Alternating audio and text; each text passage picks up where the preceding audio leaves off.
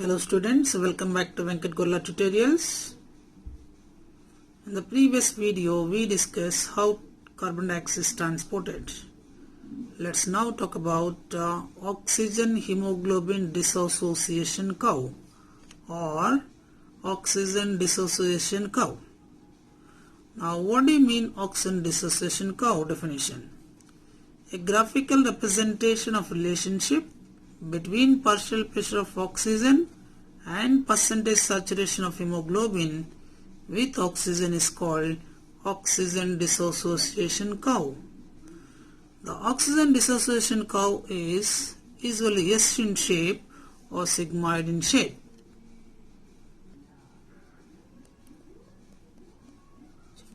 The amount of oxygen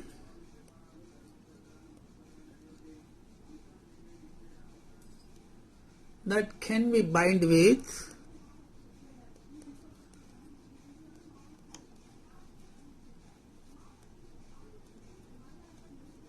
hemoglobin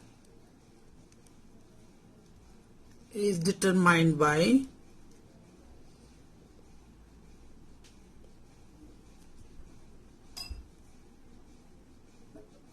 partial pressure of oxygen. So the amount of oxygen that can be determined, that can be bind with hemoglobin is determined by partial pressure of oxygen. The percentage of hemoglobin, the percentage of hemoglobin that is bound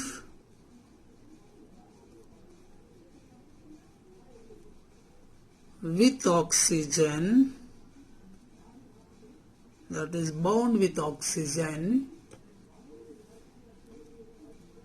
is called percentage saturation hemoglobin. Percentage saturation hemoglobin. So what do you mean the percentage saturation hemoglobin means?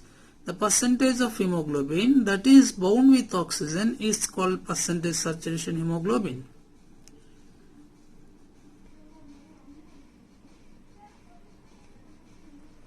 The oxygen hemoglobin dissociation curve.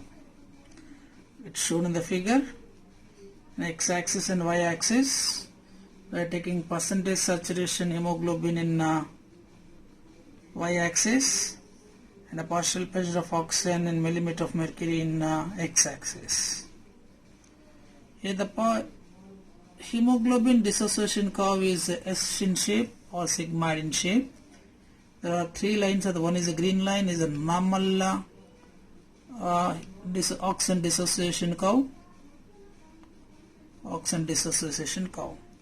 And here the right red letter is up, curve is up. Yes, it is right, shifted to right, and left side of this one curve is present. This is called the curve is shifted to left. It indicates all the details. We'll see. As shown in the figure,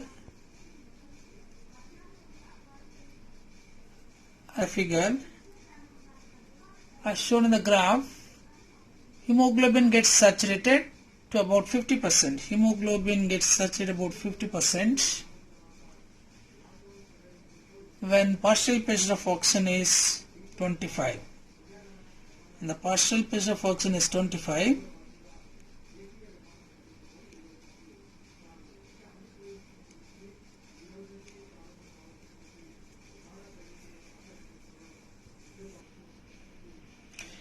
As shown in the graph, hemoglobin gets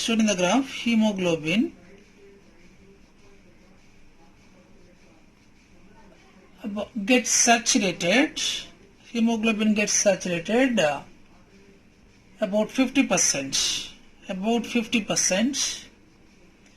when the partial pressure of oxygen is 25 mm of mercury. The partial pressure at which hemoglobin saturation, the partial pressure at which hemoglobin is saturated is 50% is called P50. Is called P50. It means the partial pressure at which hemoglobin saturation is 50% is called P50. Is called P50. In oxygenated blood, hemoglobin. In oxygenated blood, hemoglobin about 97 is about 97. So somewhere around here 97 saturated with oxygen. Saturated with oxygen is about 100. It's about 100 mm of mercury. That means in oxygenated blood, hemoglobin is saturated 97. Hemoglobin is 97 saturated with oxygen, where the partial pressure of oxygen is 100. Where the partial pressure of oxygen is 100, the hemoglobin saturation is 97%. 97%.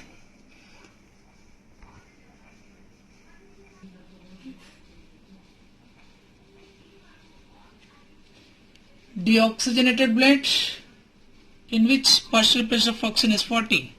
The partial pressure of oxygen is 40 in deoxygenated blood, 40 mm of mercury. The hemoglobin is 75%. Hemoglobin is 75% is saturated. Hemoglobin is 75% is saturated with oxygen. So, in a single circulation, hemoglobin release 25% of oxygen to the tissues. So what I mean to say here, the deoxygenated blood, in which partial pressure of oxygen is 40, partial pressure of oxygen is 40 and saturated hemoglobin is 75. That means hemoglobin is saturated with oxygen. So in a single circulation, hemoglobin is releases 25% of oxygen to the tissues. So that means 100 ml of oxygenated blood releases 5 ml of oxygen to the tissues. 100 ml of oxygenated blood releases 5 ml of oxygen. So during strenuous work or vigorous exercises or during exercises, due to more demand of oxygen, hemoglobin delivers 75% of oxygen to the tissue fluids. So during strenuous work or vigorous exercises, due to more demand of oxygen, hemoglobin delivers 75% of oxygen to the tissue fluids, or 100 ml of blood releases 15 ml of oxygen to the tissue fluids. So the shift to right, the oxygen dissociation curve is moved towards the right. So there are certain factors. Shift to right indicates dissociation of oxygen from hemoglobin. So what are the factors required for this? Increasing partial pressure of carbon dioxide. This is commonly called Bohr Effect. Decreasing pH. Increasing temperature. So increasing the partial pressure of carbon dioxide, decrease pH and increase the temperature is helps to move the oxygen dissociation curve towards right to the normal. Towards right to the normal. That means here we can see this. This is the normal hemoglobin curve, and this red letter, it appears is what a curve towards right. It means as pH is decreases, carbon dioxide partial pressure is increases and temperature is increases. So therefore what happened, the curve is moved towards right side. So that is called shift to right. That is commonly called Bohr effect. Another one is oxygen dissociation curve is shifted to left. Shifted to left. Shift to left.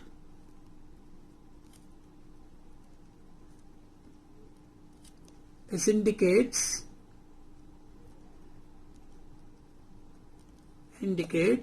acceptance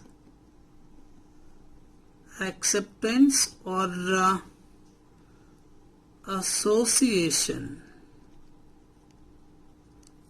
of oxygen by hemoglobin.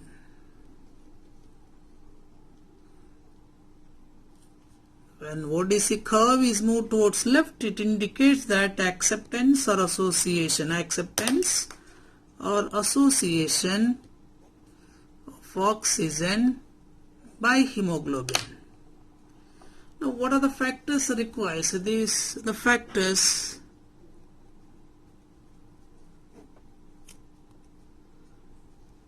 required. Number one is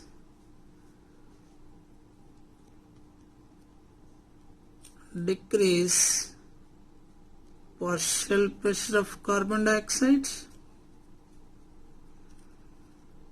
increase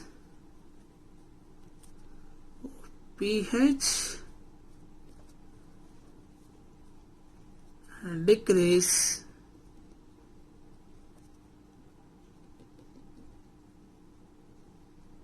temperature.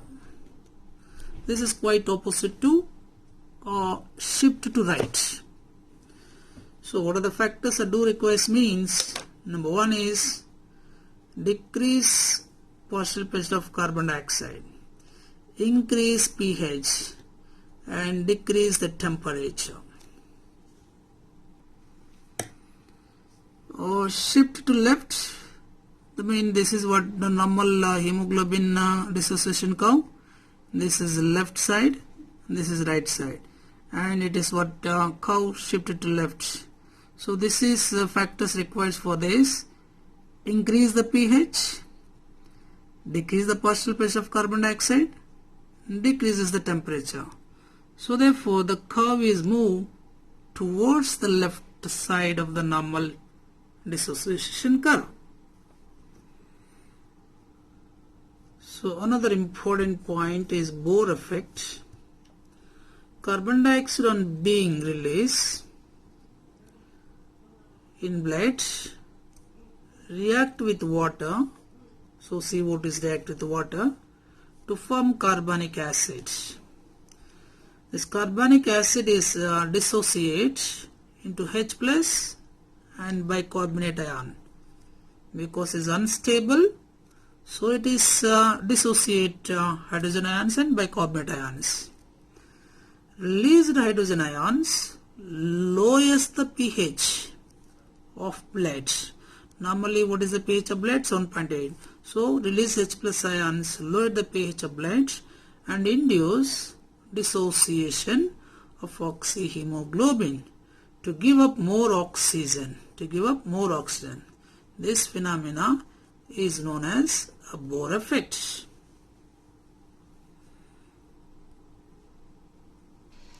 The curve shows that there is a progressive increase in the percent. The curve shows that progressive increase in the percent saturation of hemoglobin with increasing of partial pressure of oxygen.